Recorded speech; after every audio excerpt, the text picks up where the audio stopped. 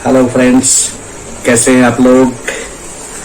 आशा है सब first class होगा, मजे में होली का त्योहार मना होगा, गुजिया रसगुल्ले तमाम मिठाइयाँ खाए होंगे आपने और गुलाल का भी आनंद जरूर लिया होगा।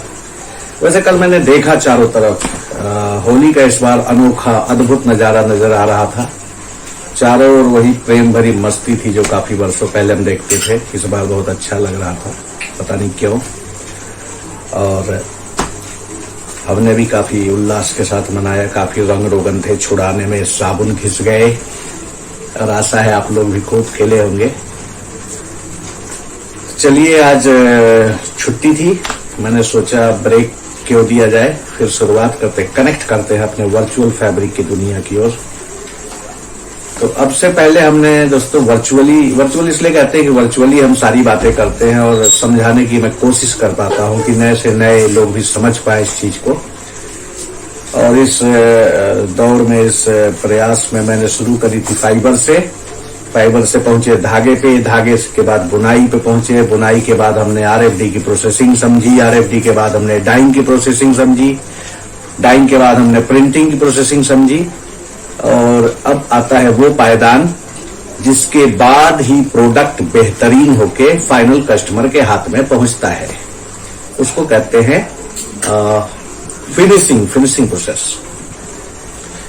तो फिनिशिंग के लिए दोस्तों सबसे पहले डाई या प्रिंट होने के बाद हमें कपड़े को सुखाना पड़ता है। सुखाने के लिए कई सारे मेथड्स हैं। कुछ मेथड है जिसको एक मशीनरी के सहारे सुखाया जाता है, जिसको बोलते हैं ड्राइंग रेंज, जिसमें बहुत 8-10 रोलर होते हैं, रोलर्स होते हैं, एम्प्टी रोलर्स, खाली रोलर्स। उसके बीच में होता है स्टीम से हो जाता है रोलर गर्म, और उसके ऊपर कपड़ा ऐसे ऐसे ऐसे ऐसे ऐसे जाके सूख के बाहर आता है। तो ये नॉर्मली फ्लैट फैब्रिक के लिए होता है, जैसे पॉपलिन, कैमरिक, कॉटन वायल वगैरह के लिए होता है। जब फैब्रिक में रिंकल्स हो या कुछ टेक्सचर्स हो, वो टेक्सचर खराब ना हो, इसके लिए हम उसको सुखाते हैं हॉट एयर, गर्म स्टीम के बने हुए भाप के डब्बे के भीतर से गुजारते हैं और सूख के बाहर निकलता है। इसमें उसकी विड्थ को, किनारी को भी इवन, बराबर और कंट्रोल किया जाता है। मान लो 50 इंच चाहिए, 48 इंच चाहिए, तो उसको सेट करके निकाला जाता है। सूखता भी है, विड्थ भी सेट होता है। साथ ही इसमें एक प्रोसेस होता है ओवरफीड, मतलब उसमें चुन्नट बना के नीचे से स्टीम फेंकते हैं बहुत सारा, जिससे कपड़ा फटे नहीं, तने नहीं, और ओवरफीड करते हैं। उससे उसका श्रिंकेज कंट्रोल होता है। श्रिंकेज हम बाद में डिटेल में जाएंगे। श्रिंकेज का मतलब होता है कपड़ा पानी में जाने के बाद सिकुड़ने की जो प्रवृत्ति होती है, जो श्रिंक करने की टेंडेंसी होती है, उसको श्रिंकेज कहते हैं। तो वो भी कंट्रोल होता है हॉट एयर स्टेंटर में। कुछ ड्राइंग धूप में भी की जाती है, धूप नहीं मतलब धूप छांव, लाइन ड्राई कहते हैं उसको। नेचुरल प्रोसेस के द्वारा, हवा के द्वारा, धूप के द्वारा सुखाया जाता है। मतलब हल्की धूप में, हल्की धूप भी नहीं कहेंगे उसको, छांव में सुखाया जाता है और नेचुरल हवा से सुखाया जाता है। तो ये इसलिए कह सकते हैं, ये इसलिए करते हैं कि कुछ फैब्रिक क्रिंकल्ड फैब्रिक होते हैं, उसमें अच्छा स्मूथ फिनिश चाहिए, अच्छा टेक्सचर चाहिए, सॉफ्टनेस चाहिए। इसके लिए हम छांव के अंदर लाइन ड्राई पाइप पे ऐसे लटकाते हैं, जैसे हम कपड़ा नॉर्मली सुखाते हैं, और उसको सुखाते हैं। तो ये तो हो गई ड्राइंग की प्रोसेस। दूसरा है विड्थ कंट्रोलिंग। विड्थ कंट्रोलिंग के लिए हम स्टेंटर मशीन का प्रयोग करते हैं। तो एक होता है ओपन स्टेंटर, जिसमें हम खुले में उसके विड्थ को बराबर जहां चाहिए वहां सेट करके उसको निकालते हैं, उस पार जाके वो विड्थ सेट निकलता है। दूसरा जैसे मैंने बताया हॉट एयर स्टेंटर, जिसके अंदर कपड़ा सूख भी सकता है और गर्मी में स्टेंटर होकर बाहर भी निकलता है। तो ये हो गए विड्थ कंट्रोल के। इसके अलावा इस पे बोइंग भी कंट्रोल करते हैं। बोइंग के बारे में हम आगे जानेंगे डिटेल में फिर, लेकिन आपको समझना होगा कि बोइंग का कंट्रोल इसी स्टेंटर मशीन पे होता है। यहीं पे बोइंग बन भी सकता है और यहीं से बोइंग सुधारा भी जा सकता है। तो इसके बारे में आगे डिटेल में बात करेंगे। तो ये तो हो गया finishing of width controlling of width stenter machine पे। अच्छा, इसके बाद सुखाना हो गया, विड्थ कंट्रोल हो गया। इसके बाद कुछ और प्रोसेस होता है जो आपने देखा होगा नॉर्मली। कुछ कपड़ों में ना बहुत सॉफ्ट फिनिश लगता है, हल्का सा रुआ हल्का सा, उसको बोलते हैं पीच फिनिश। तो जैसे रेगमाल होता है रगड़ने वाला, जंग लगे चीजों को रगड़ते हैं, लकड़ी को चमकाने के लिए रेगमाल उसको कुछ और भी बोलते हैं, सरेस पेपर भी बोलते हैं। वैसा कुछ चिपका होता है, उसमें कपड़ा घिसता हुआ जाता है, तो हल्का सा सरफेस पे रुआ निकलेगा और वो बहुत स्मूथ फीलिंग देगा, अच्छी फीलिंग देगा। उसको तो बोलते हैं पीच फिनिश। अच्छा, एक और मशीन होती है 0-0 फिनिश, जिसमें रबड़ के इतने मोटे ब्लैंकेट के अंदर से कपड़े को निकाला जाता है, जिससे कपड़े के सारी कड़कपन टूट जाती है, बहुत अच्छा सॉफ्ट हो जाता है सॉफ्ट, और साथ ही इसका श्रिंकेज भी कंट्रोल हो जाता है, क्योंकि रबड़ खींच के ना जो श्रिंक होना है पहले ही करा देता है। इसके बाद छोटे रुए की बात करिए हमने, पीच फिनिश। एक और कुछ बड़े बड़े रुए भी उभारे जाते हैं कपड़े पे, बहुत रुएदार कपड़ा बनाया जाता है, उसको बोलते हैं ब्रशिंग इफेक्ट।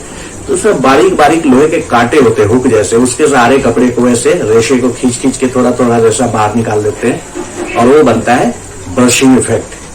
तो ये सारे जो इफेक्ट्स हैं वो फिनिशिंग के प्रोसेस के अंदर आते हैं। तो चलिए सबसे पहले थोड़ा सा हम देखें इन मशीनों को, कैसी है मशीनें, क्या है उनके नाम, उसके बाद फिर आगे बात करेंगे। तो आइए देखें।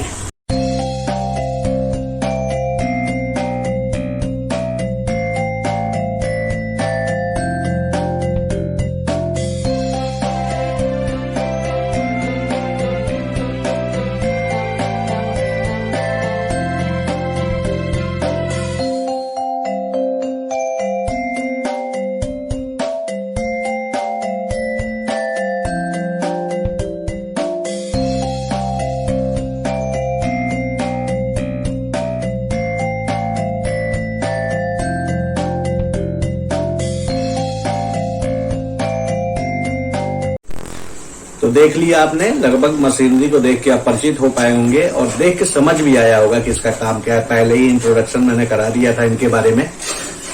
तो अब जानिए थोड़ा सा कि कपड़ा ये फिनिश का थोड़ा सिलसिलेवार समझे। देखिए कपड़ा सबसे पहले तैयार हो गया, डाई प्रिंट होने के बाद वॉश वगैरह होके ट्रॉली में आ गया। ट्रॉली के बाद कुछ कपड़े हम ड्राइंग लेंस से सुखाते हैं, सूखने के साथ साथ उसमें प्रेसिंग भी हो जा रही है। उसके बाद विड्थ कंट्रोल हम करते हैं इस पे स्टेंटर पे, या तो ओपन पे कर सकते हैं या हॉट एयर पे कर सकते हैं।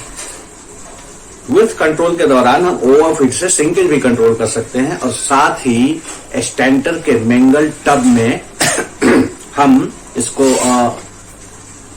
स्मूथ सिल्की फिनिश के लिए सॉफ्टनर भी डाल सकते हैं, सिलिकॉन भी डाल सकते हैं, कई सारी ट्रीटमेंट होती है इसमें। तो इस सब ट्रीटमेंट के बाद सूख के तैयार होता है, कपड़ा फिनिश होता है, प्रेस होता है, पैक होता है, और फिर जाता है कस्टमर के घर पे, यानी एक्सपोर्टर के यहाँ, यानी जहां पे गारमेंट का निर्माण किया जाता है। तो आज होली में बैठे बैठे मैंने कहा कि फिनिशिंग को क्लोज ही करें, फिर अगले पायदान पे चलेंगे कि आगे करना क्या है। तो ये सारी प्रक्रियाओं को आप सिलसिलेवार एक बार दोबारा सुन लें, ताकि अगले बार अगले पायदान पे आपको पीछे की बात समझने में दिक्कत नहीं हो। चलिए, मौका मिला तो कल फिर मिलेंगे अगले सेशन के साथ। तब तक के लिए बाय बाय।